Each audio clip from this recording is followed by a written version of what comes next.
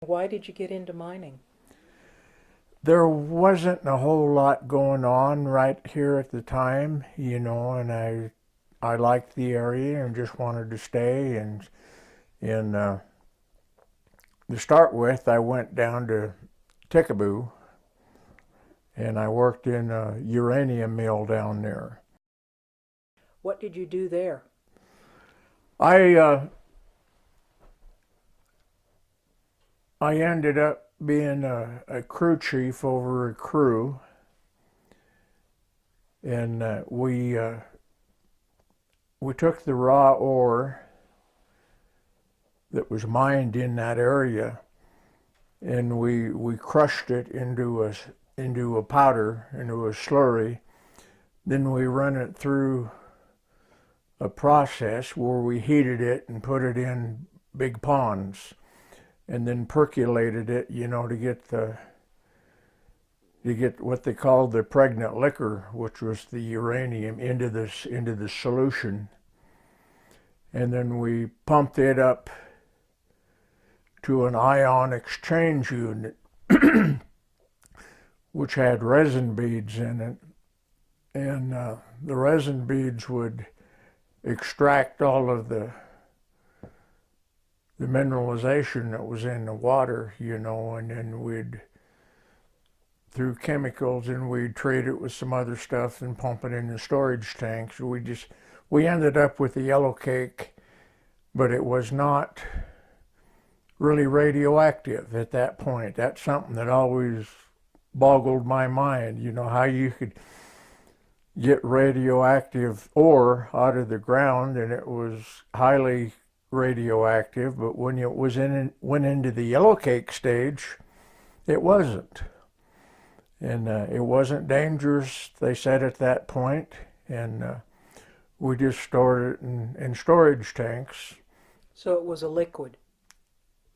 Well, it was a liquid, but it settled out into a heavy, pasty form. It was just looked like mud. Yellow mud is what it looked like.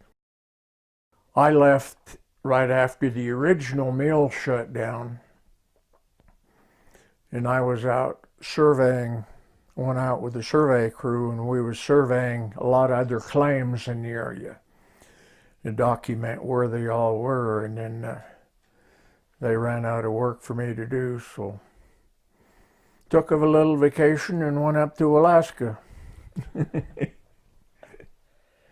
and came back to Green River, and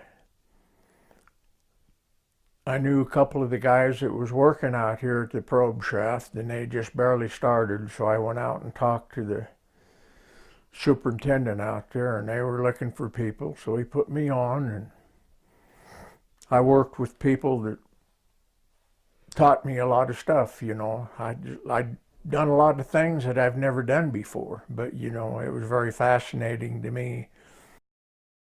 It was a brand new shaft in the head frame that they sank 850 feet, and I started at the top and drove down through the shaft with them, and then stayed on and worked with Atlas Minerals doing the actual mining of the ore. We had one accident out there. Well, I was involved in two of them, but we was down about 750 feet, and it was wet all the time. We was pumping water, and the midnight crew, graveyard crew, came on, and all of a sudden there was a big rumble of rocks and muck and boards and timber and everything else come down on top of us. There was three of us in the bottom, and the first wave that come down through knocked the light off of my hat, so I was depending on the other guys, their lights that they had. And we heard somebody from up above yell us, "Are you guys all right?" We says, "Yeah, we're fine, we're okay." We were hiding under the timber sets, to keep from getting caved on. And he says, "Well, come up and get me." He says, "I'm buried in the skip." And so we climbed up the hanging rods and through the timbers and all of this to get up to where he was. And all we seen of him was just his head and one arm sticking out. And he was pretty severely injured. You know, he never did go back to work after that. His arm just kind of withered up and dried up and went away, you know. And I quit out there after that night. And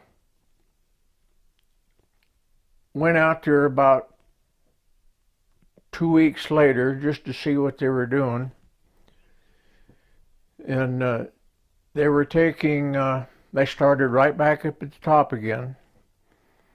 And they took chain link fencing and they were bolting it to the ribs all the way down.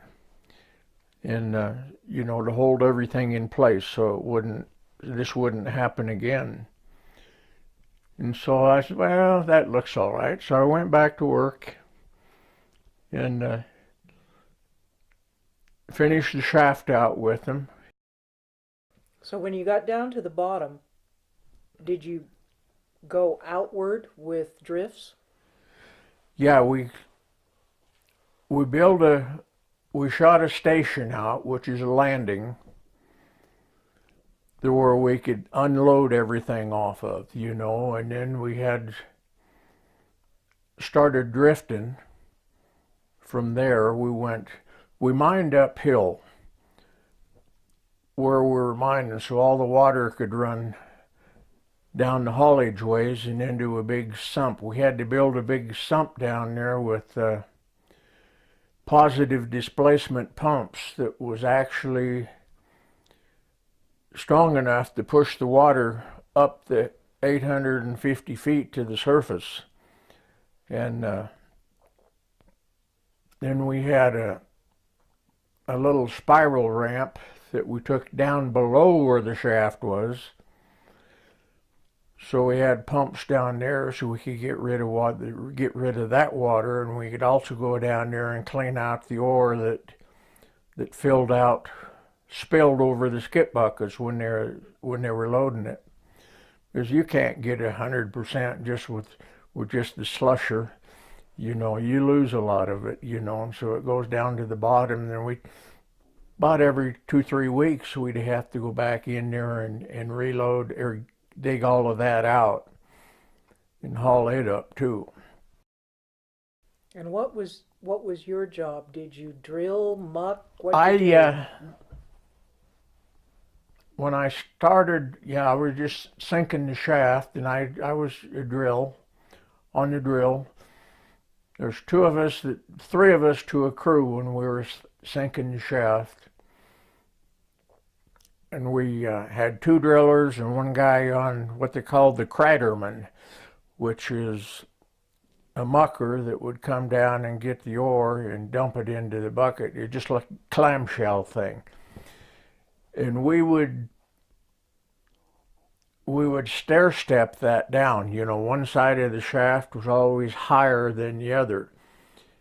And we'd always shoot the high side over to the low side, so we'd have a sump on the other side. Then he'd come down, and the guy that was the loader operator, or the craterman operator, he'd just pick up the ore after we shot it and dump it into the bucket and send it to the surface.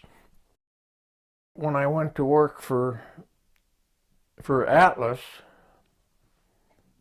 Minerals, I was drilling, you know, just shooting drift. You know, I go in there and shoot around, and we would drill everything out. We drill 2 rounds a day. We drill it out in the morning shift, depending on what part of the day it was, and then we'd shoot just before lunch, and so we could have air come down and blow all the powder smoke out just before lunch, and it'd take about an hour to clear out. Then we'd go down there and we'd muck it out and get all set up for the next crew to come down. they did a lot of surface drilling. And so the geologists kind of figure out where the ore bodies were, and they'd surface drill until they'd find an ore body, and then we'd drift over to it. And I ended up with Atlas. I was what I was the long holer is what they called. Is when you got to an area where the surveyors come down and says, well, you got a surface hole coming down just over here 50 feet or so, and there should be a pretty good ore body out there. We'd go out there with drill steels. We'd drill 50-foot holes in a fan shape. You start down and then fan them up. The drill rods were only 6.5 feet long, so you run out of rod and you screw another one on and keep going until you got out to 50 feet. And when you got your whole fan drilled out, then the geologist would come down there with his probe, and he'd probe all of these holes to see if you had hit any ore out there any place. And sometimes you had to go down for it, just like that. Sometimes you had to go straight up for it. It just depends on where it was. When I was long holing, I drilled into this one area that I just wear out bits. I couldn't penetrate it. And we got in there, and the geologist come down and probed it. And he says, whatever that is, you got to get back to it. He says, that is about as hot as you'll ever find. So we drilled back into it and shot everything out, and it happened to be a big old tree. Our drill steels were 6.5 feet long, and we got into where I could take a cross section of it with my drill steel and figured that tree was about 8 feet in diameter. But it stayed down there and petrified and then turned into some pretty good ore. And you could follow every one of them branches out that was on that tree.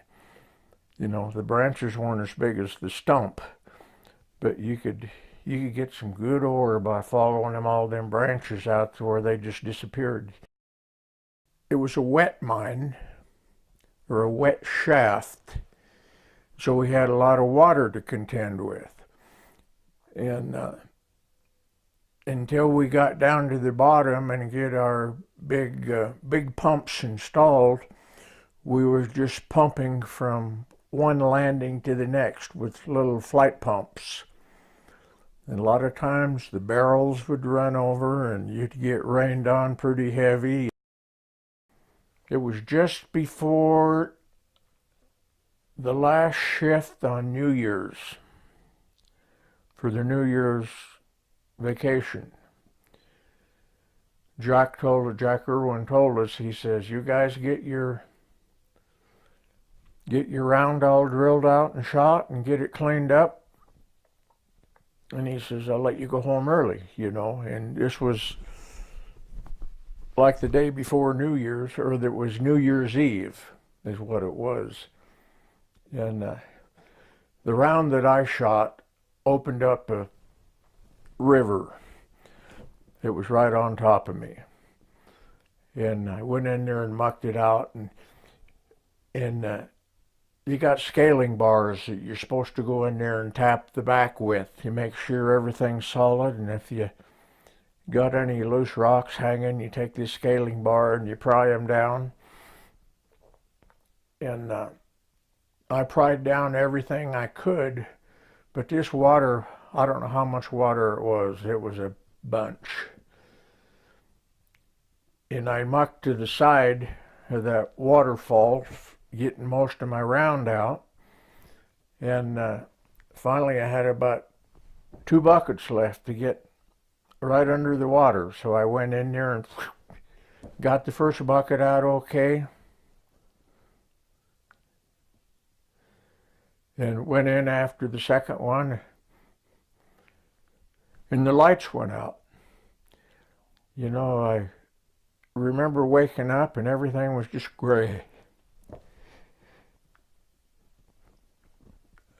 Had a 150-pound slab hit me right square on top of the head. And M-Shaw come and made all that determination. I still got the report in the bedroom. But the guy that was waiting for me to load his buggy kept on looking for me, and I didn't show up. And he came up to see what I was doing.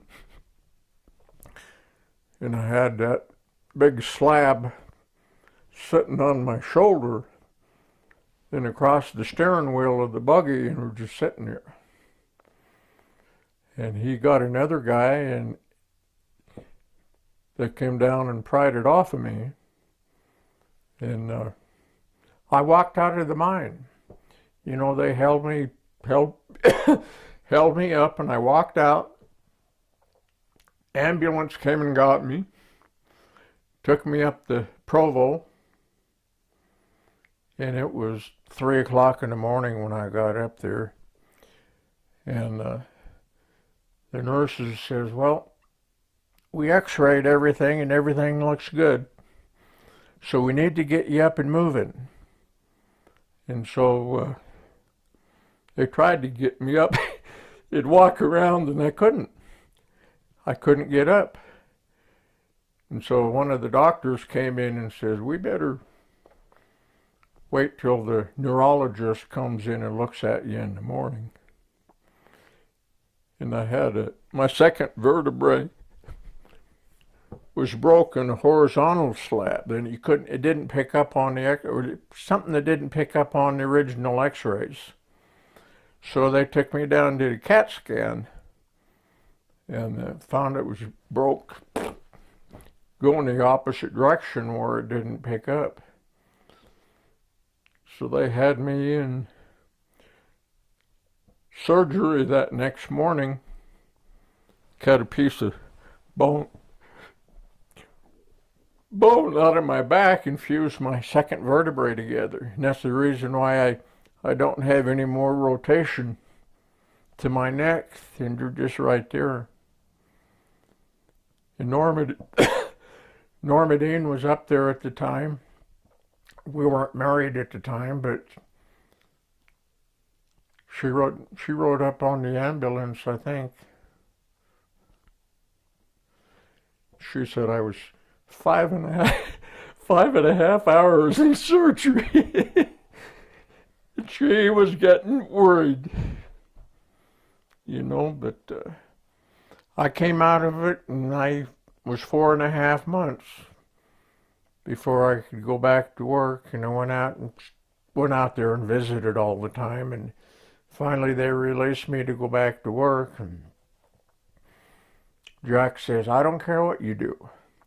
He says, just go down and familiarize yourself with what we've got since you were gone, and maybe help load around or something, you know. And finally I got to where everything got better and I could get back into working again. And most people would have quit right then and walked off of the job. But like I say, I did like it. Tell me what your favorite experience was as a miner. Favorite experience, huh? Payday. No, I liked working with all of the guys out there. We had a pretty good crew. And we'd get together on weekends and go up the river up here at some of these beaches and sit there and drink beer on the weekends, you know, and had good times together. Matter of fact, I enjoyed mining. You know, it was just any type of a job well done. If you do it like you're supposed to, you know, is an enjoyable job, you know, and I liked mining.